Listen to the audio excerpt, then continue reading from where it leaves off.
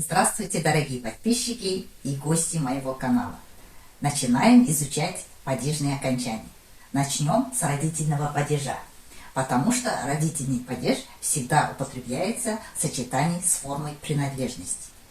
Родительный падеж выступает как определение, а форма принадлежности как определяемое слово.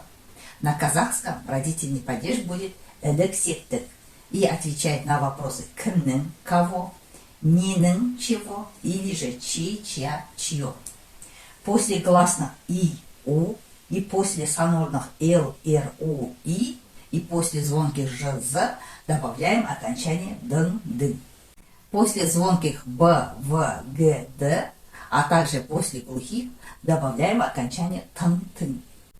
После сонорных «м», «н», «н», после гласных, а также притяжательных окончаний третьего лица добавляем окончание «ның», «ның».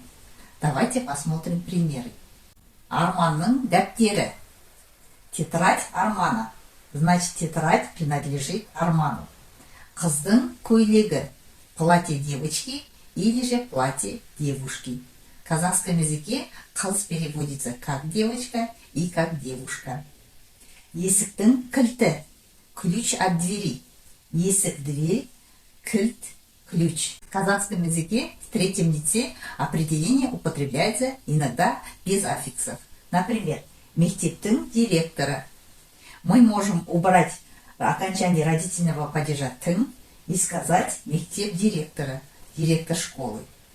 То же самое тау, суы, горная вода, название городов, аулов, рек, озер и так далее. То есть имена собственные в предложении стоят первыми.